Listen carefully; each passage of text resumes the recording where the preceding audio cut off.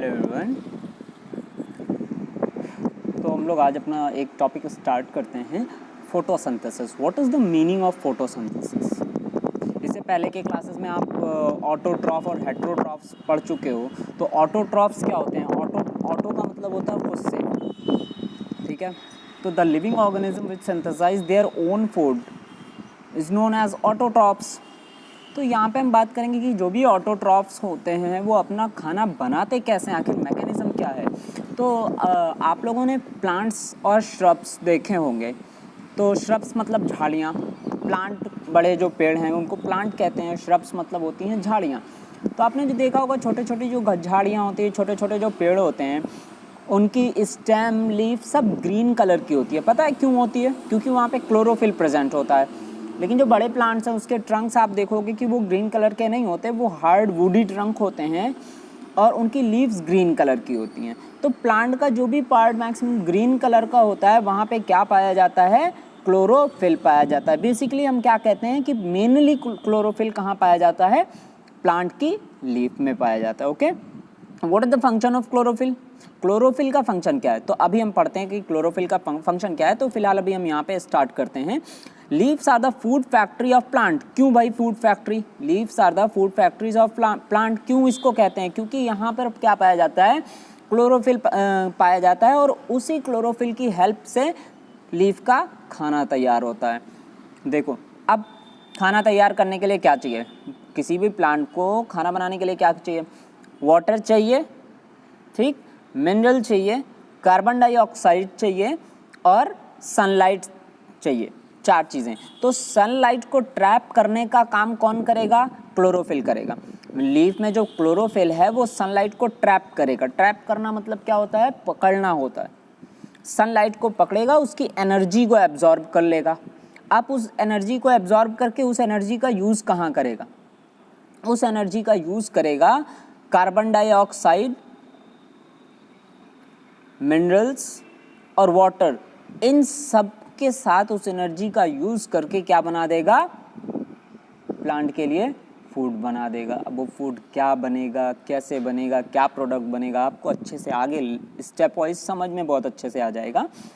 तो फिलहाल आप यहाँ पे इतना समझने की कोशिश करो कि हम लीफ को क्या कहते हैं? Food factory of the plant. क्यों कहते हैं? क्योंकि यहाँ पे क्लोरोफिल प्रेजेंट होता है, ठीक है। अब देखो, all the materials therefore all the raw materials must reach the leaf। जितने भी रॉ मटेरियल होते हैं वो कहाँ पहुँचने चाहिए? लीफ तक पहुँचने चाहिए।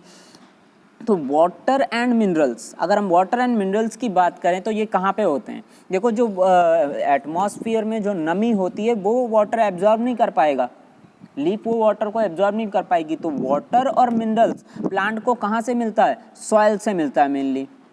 वाटर मिनरल्स कहाँ से मिलता है? सॉइल से। अब सॉइल में जो प्लांट की जड़ है जिसको हम रूट कहते हैं, वो रूट क्या करेंगी? वहाँ से वाटर और मिनरल को एब्जॉर्ब करके कहाँ तक पहुँचा देंगी? लीफ तक पहुँचाएंगी। किसके थ्रू पहुँचाएंगी? इनके लिए एक, अगर आप हायर क्लासेस में पढ़ोगे तो आपको जाइलम और फ्लोएम बताया जाएगा। तो जाइलम और फ्लोएम होते हैं, वो इनको यहाँ से रूट से कंडक्ट करके लेके जाते हैं कहाँ तक? लीफ तक। तो जाइलम और फ्लोएम बेसिकली है क्या? ये पतली पतली ट्रैक्स हैं जिसके थ्रू वाटर और मिनरल्स कहाँ तक पहुँचता है? लीफ तक पहुँचता है। अब आप बात सोचोगे कि अभी तक मैंने कहा था कि कार्बन डाइऑक्साइड भी यूज़ होता है। तो कार्बन डाइऑक्साइड कहाँ से आता है?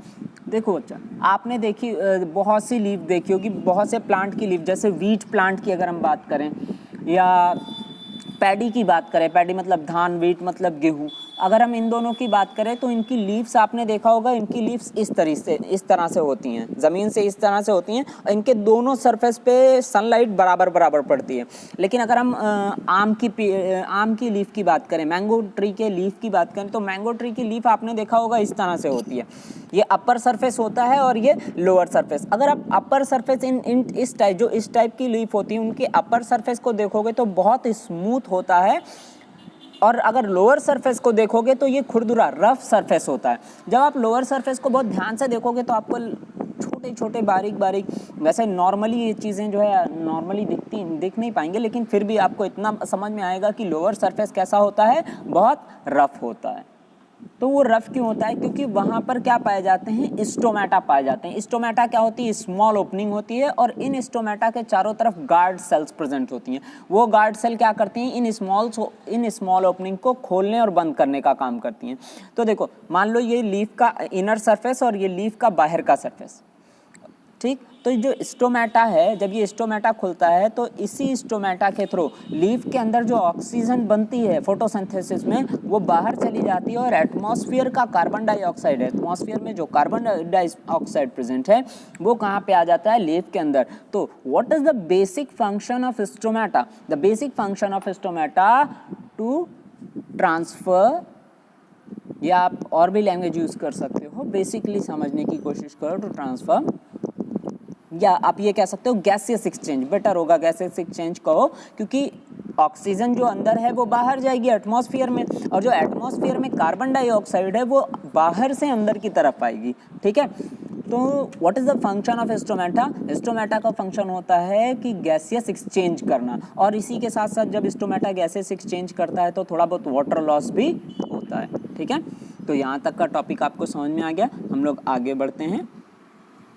तो लीफ तक ये चीज़ें पहुँचेंगी, कार्बन डाइऑक्साइड पहुँच जाएगी, मिनरल्स पहुँच जाएंगे और वाटर, ये सब किसके थ्रू पहुँच जाएंगे? लीफ तक पहुँच जाएंगे। और स्टोमेटा के थ्रू कौन पहुँचेगा? कार्बन डाइऑक्साइड, ये सारी चीज़ें, ठीक।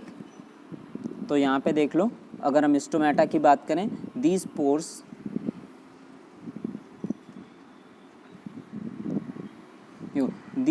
are surrounded by guard cells. Such pores are called stomata. चीनी पोर्स होते हैं present in the surface of leaves, ये लीव्स के सरफेस पे प्रेजेंट होते हैं। और स्टोमेटा जो अपर सरफेस, लीफ का ऊपरी सरफेस होता है, ऊपरी हिस्सा होता है, उस पे स्टोमेटा बहुत ही रेयर होते हैं, लोअर सरफेस पे ज़्यादा होते हैं, ओके। अब हम लोग आगे बढ़ते हैं। यहाँ पे water and minerals are transported to leaves by vessels. तो ये टॉपिक मैंने आपको समझा दिया है कि किस तरीके से वाटर और मिनरल्स लीफ तक पहुंचते हैं, ठीक। तो अब यहाँ पे समझने की कोशिश करो कि जो मेन टॉपिक है इसका वो यही है कि लीव हैव ग्रीन पिगमेंट्स। तो बेसिकली जो भी चीज़ें ग्रीन कलर की होती हैं वहाँ पे क्लोरोफिल पाया जाता है। Leave have green pigments called chlorophyll, और इन्हीं पिगमेंट्स को क्या कहते हैं? क्लोरोफिल कहते हैं। It help leave to capture the energy of sunlight. ये बहुत इंपॉर्टेंट पॉइंट है कि ये क्लोरोफिल क्या करता है? सनलाइट की एनर्जी को कैप्चर करने का काम करता है। जैसे आप एक बेसिक बात आप देखो, घर पे आप खाना बनता होगा, आपने किचन में देखा होगा, तो वहाँ पे क्या होता है बेटा? वहाँ पे ये होता है कि रॉ मटेरियल, मतलब कुछ भी खाना बनाना है तो वो चीज़ें पतीली में चढ़ा दी जाती है। अब चढ़ाने के बाद डायरेक्ट तो वो पक नहीं जाता, आपको वहाँ पे गैस ऑन करना होगा, गैस जलाना होगा। क्यों?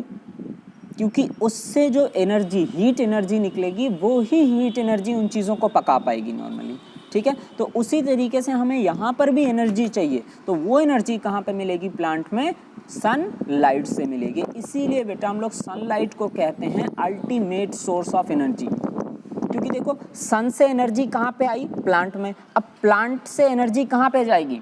जो भी एनिमल्स हैं वो प्लांट पे ही डिपेंड होते हैं। कोई भी एनिमल अपनी एनर्जी के लिए किस पे डिपेंड करता है? प्लांट पे। चाहे वो ऑम्निवोर हो, चाहे हर्बीवोर हो, चाहे जो भी एनिमल हो, चाहे तो कार्निवोर हो, सब प्लांट पे डिपेंड करेंगे, अल्टीमेट डिपेंड करेंगे। कैसे डिपेंड करेंगे? जैसे मान लो एक शेर कैसे सनलाइट पे डिपेंड है? शेर किसको खाएगा? लायन है तो लायन मान लो किसी गोट को खा रहा है। अब वो गोट को एनर्जी कहाँ से मिली? गोट को तो एनर्जी प्लांट से मिली ना, और प्लांट को एनर्जी कहाँ से मिली? सनलाइट से। So sunlight is the ultimate source of energy, ठीक है। तो फिर हम लोग आगे बढ़ते हैं। Energy is use to synthesise.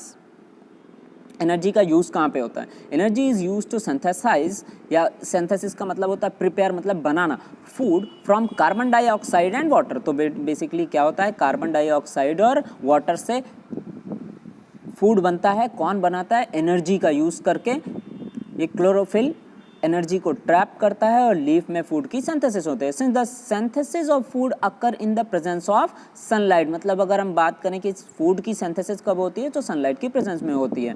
It is called photosynthesis, और इसी को हम कहते हैं जब फूड की सिंथेसिस सनलाइट की प्रेजेंस में होती है तो इसी को हम फोटोसिंथेसिस कहते हैं। और फोटो का मतलब होता है लाइट और सिंथेसिस का मतलब होता है टू कंबाइन, मिलाना। जैसे कार्बन डाइऑक्साइड और वाटर, इन सारी चीज़ों को लाइट की प्रेजेंस में मिला के खाना बन रहा है, तो उसी टर्म को हम कहते हैं फोटोसिंथेसिस। ओके, अगर आपको यहाँ पर कोई भी दिक्कत हुआ करे तो आप ग्रुप में मैसेज करके मुझसे पूछ सकते हो। और ये टर्म मैंने आपको the sun is the ultimate source of energy for all living organism. तो सन क्या है? अल्टीमेट सोर्स है एनर्जी का सभी लिविंग ऑर्गेनिज्म के लिए। तो देखो यहाँ पे आपको कुछ फिगर के थ्रू समझाया गया है। यहाँ पे ये सन है, सन से जो भी एनर्जी आएगी वो कहाँ से आएगी? अल्टीमेट एनर्जी कहाँ से आती है? सन से। अब सन से एनर्जी आई लीफ तक, लीफ में किसने एब्जॉर्ब किया? क्लोरोफिल ने उस एनर्जी को एब्जॉर्ब किया। अब देखो यहाँ पे रूट क्या करेगी? वाटर और मिनरल्स को लेके जाएगी, और कार्बन डाइऑक्साइड कहाँ से आ जाएगा?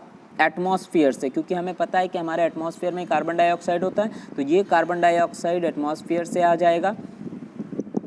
और लीफ एनर्जी कहाँ से आएगी? सन से आएगी। वाटर कहाँ से आएगा? सॉइल से आएगा। इन चीज़ों को मिलाकर क्या बन जाता है? फूड बनता है। और वो फूड में और क्या बनता है? उसके साथ ऑक्सीजन बनता है। ठीक, वो ऑक्सीजन एटमॉस्फेयर में आ जाता है जिसको हम इनहेल करते हैं, क्योंकि ऑक्सीजन हमें चाहिए। और हम क्या बाहर निकालते हैं? एक्सहेल क्या करते हैं?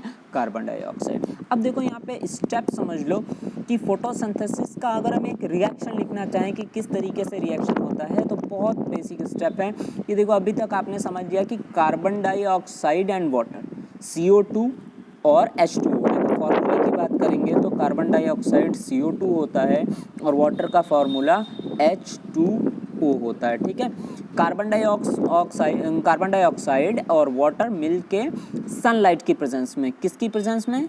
सनलाइट की प्रेजेंस में। कहाँ पर? क्लोरोफिल में। क्या बनाते हैं? Carbohydrate and oxygen. ठीक है, तो इसी स्टेप, यही क्या है? Reaction of photosynthesis. इसी को हम क्या कहते हैं? Reaction of photosynthesis. Carbon dioxide plus water in presence of sunlight and chlorophyll. यहाँ पे देखो जो भी एरो के ऊपर लिखा होता है वो इन प्रेजेंस होती है, तो इन प्रेजेंस ऑफ सनलाइट। और कहाँ पर? क्लोरोफिल में क्या बना देते हैं?